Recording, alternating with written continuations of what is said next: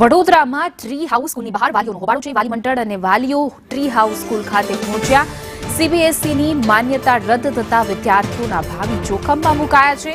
1300થી પણ વધુ વિદ્યાર્થીઓના ભાવિ જોખમમાં છે। વાલીઓએ સમગ્ર મામલે પ્રિન્સિપાલને રજૂઆત કરી છે। ધોરણ 1 થી 8ના શાળાની માન્યતા રદ થઈ છે, જે પ્રિન્સિપાલનું કહેવું છે। ધોરણ 9 થી 12ની જ માન્યતા રદ થઈ છે। પ્રિન્સિપાલ શાળા દ્વારા ચાલુ વર્ષે 20,000ની ફી વસૂલવામાં આવી। ફી પરત આપવાની પણ બાંહેધરી આપવામાં આવી છે અને હવે વાલીઓમાં છે તે રોષ જોવા મળી રહ્યો છે। વિદ્યાર્થીઓનું ભાવિ છે તે જોખમમાં મુકાયું છે।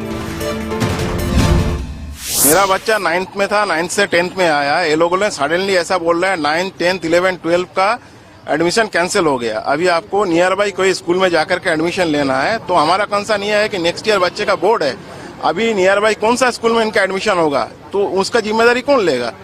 और दूसरी कंसर्न, बहुत बड़ा कंसर्न यह है कि आपका स्कूल का जो फीस स्ट्रक्चर है, हम दूसरे स्कूल में जाएंगे, वो लोग क्या फीस स्ट्रक्चर लेंगे, वो हम एफोर्ड कर सकते हैं नहीं सकते, हमारे लिए बहुत बड़ा कंसर्न है।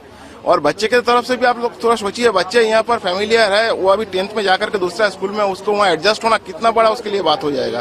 અમે અહીંયા સ્કૂલે જવાબ માંગવા આવ્યા હતા મેનેજમેન્ટ તરફથી અને પ્રિન્સિપલ સર જોડેથી, પણ દર વખતની જેમ એમણે અમને આ વખતે બી સમજાવીને મોકલી દીધા છે।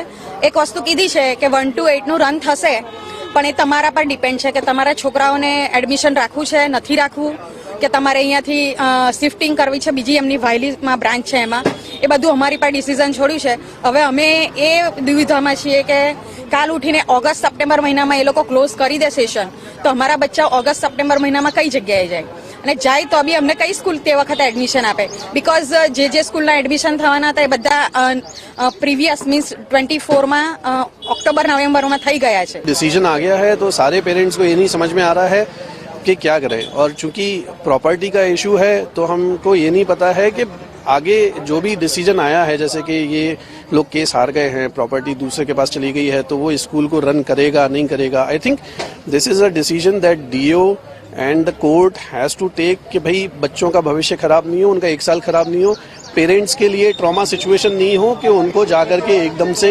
दूसरे स्कूल में एडमिशन, क्योंकि एडमिशन का प्रोसेस दिसंबर जनवरी में चलता है और अभी तो एक समर वेकेशन का टाइम आ रहा, तो इस समय पे कौन एडमिशन देगा और दूसरे स्कूल्स कितना फीस मांगेंगे, कितना क्या करेंगे वो पता नहीं। तो सारे पेरेंट्स इसी बात को लेकर के परेशान हैं।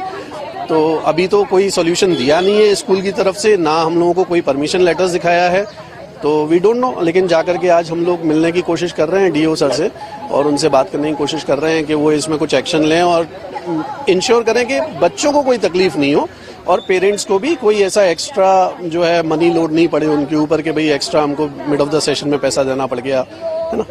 तो यही हम लोग का कंसर्न है। प्रशांत घाटगे। જે આપણે જે એફિલિએશન કેન્સલની જે વાત આવી હતી ટ્રી હાઉસ સીબીએસઈની, એની માટે વાલીઓની સાથે અહીંયા પ્રિન્સિપલ સાહેબને અમે મળવા આવ્યા હતા। તો પ્રિન્સિપલ સાહેબ પાસે કોઈ જાતનો એવો ઠોસ એવો કોઈ સબૂત કે એવો કોઈ જવાબ નથી કે આ લોકોને હવે એડમિશન ક્યાં કરાવવા।